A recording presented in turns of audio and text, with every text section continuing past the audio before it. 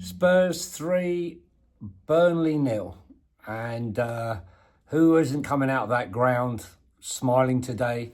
The atmosphere was great, welcoming the three new signings to start with. And then, the performance. I mean, almost like 15 seconds, we almost scored a goal. I think it was Bergvall that got the chance. And we really piled on the pressure. We were really coming at them. Some people were complaining about some of the setup today, 4-2-3-1 today, rather than the setup we had at PSG. But we were really pressuring Burnley. And despite their 13 new signings, they weren't managing to hold us. And sure enough, kudos cut him from the right, and Richarlison with a fantastic strike into the corner there, past Dubravka. And that started us off. Unfortunately, after that, Burnley started to get back into the game and they had a few chances. I would say they probably had far too many chances for my liking. 14 chances in the game for them. Not all clear cut, but against better opposition. We're going to pay the price. Cuti Romero wasn't at his best today, but he was leading. The problem for me came down on that left-hand side with Jed Spence, who Jed was playing well. Unfortunately, Brennan Johnson wasn't. He was MIA for large portions of the game, and they really weren't linking well at all on that left-hand side. And then, especially in comparison to what was going on the right-hand side. On that right-hand side, what was going on there with the link-up play with Pedro Porro and Kudos was fantastic. Considering they've only played a couple of games together, I thought it was a really, really good performance from the two of them, linking up well, as I said. Kudos was just absolutely magical today.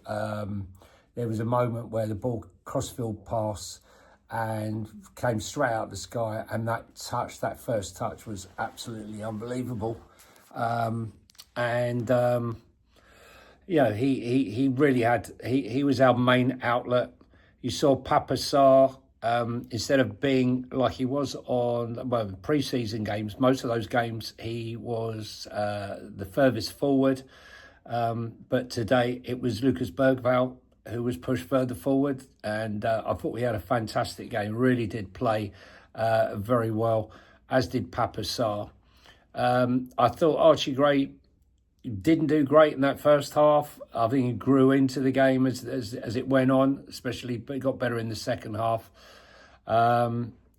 Burnley, continued to press forward and at least, having chances. For me, Vicario still looks a bit vulnerable on those crosses, and I don't know.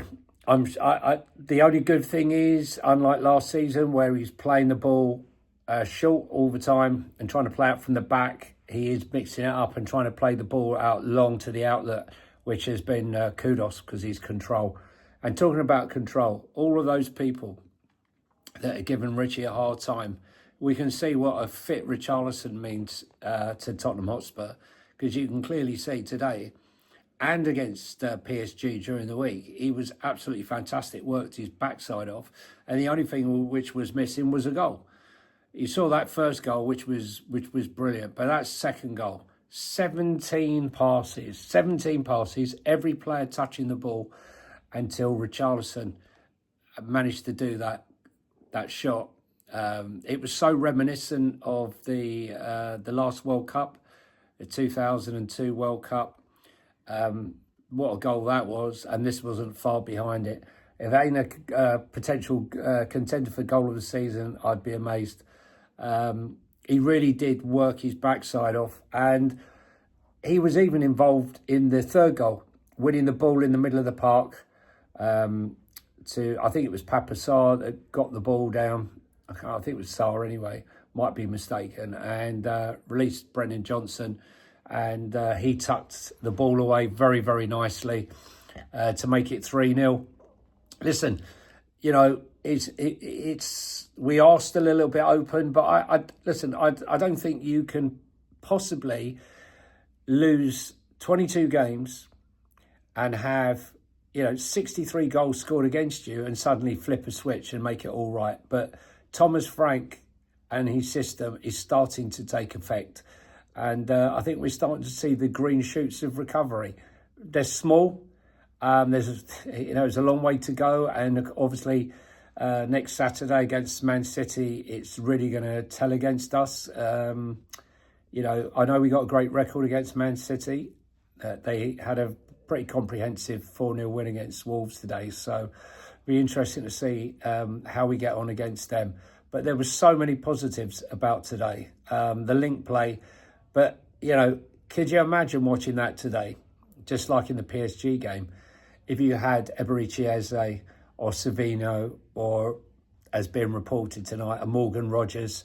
I mean, it's when you look at Kudos on one side and Savino on the other, and Eze in the middle, and a fit and firing Richarlison or a fit and firing Solanke up front.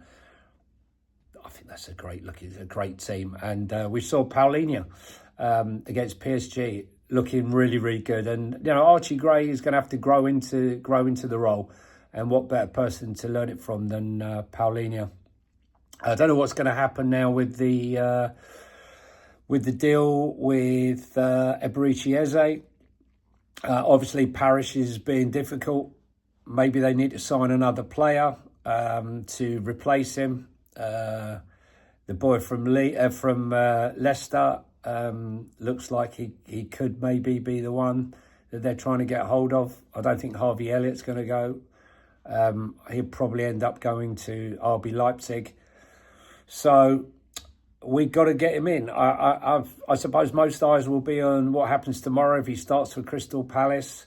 And Crystal Palace have got that important Europa Conference qualifying game on Thursday. But I think we need to get this done ASAP and try and get him into this squad for Saturday morning's game.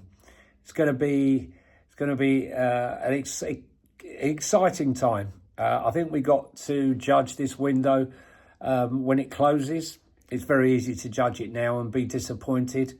But while we're putting the bricks together in this jigsaw, we're getting results, we're getting performances, and Thomas Frank and Cochrane are doing a fantastic job. And I can only see us getting better and better as the weeks go by. Sure, we're going to have defeats, but isn't everybody? I'm very hopeful. So let's take this next to Man City. Let's hope we get a couple of signings midweek, and come on, you Spurs.